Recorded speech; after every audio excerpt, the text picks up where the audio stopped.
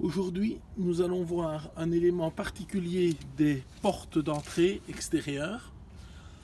C'est un élément qui évite à l'eau de rentrer, l'eau de pluie, de rentrer sous la porte. Il est évident qu'ici, lorsque de l'eau vient sur le seuil, ensuite il y a du vent qui souffle et l'eau pourrait très facilement glisser sous la porte, puisqu'il y a un petit jour, et terminer à l'intérieur du logement. Pour éviter ce phénomène, est placé à l'intérieur du châssis, on va le voir tout à l'heure, un élément qu'on appelle un Kaltefijn. Lorsqu'on ouvre la porte,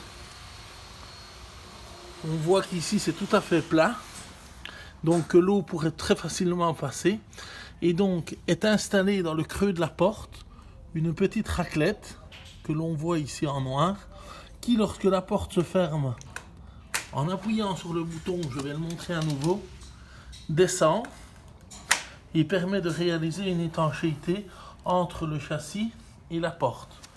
Avant de rentrer dans l'aspect technique de l'appareil, nous allons voir tout de suite l'effet de ce Kaltefijn. On constate que lorsque la porte est ouverte, le carton glisse sans problème sous la porte.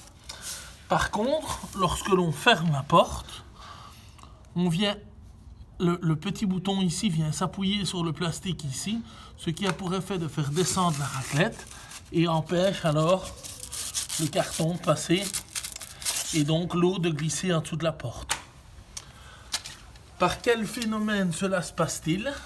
Voici l'élément métallique qui est à l'intérieur du châssis.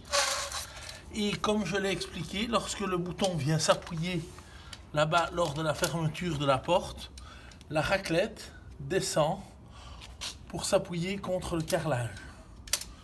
De l'autre côté de l'élément, il y a le même élément qui vient se fermer contre la porte et qui a tendance à faire descendre la raclette.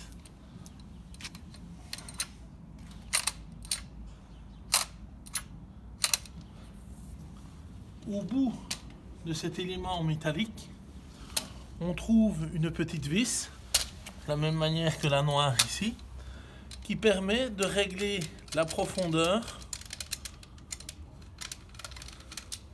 On voit que quand il est serré, la raclette descend assez peu. Et lorsqu'il est ouvert, je dois le dévisser assez fort.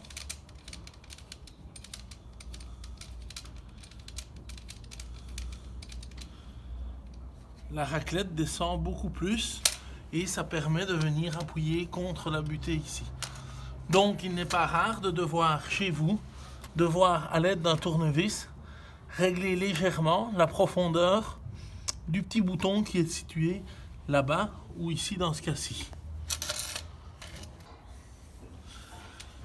Par contre, le remplacement complet de cet élément, car parfois il arrive qu'un dysfonctionnement puisse se passer, c'est-à-dire que la raclette au fur et à mesure s'use, voire s'arrache et se met à l'envers en dessous de la porte.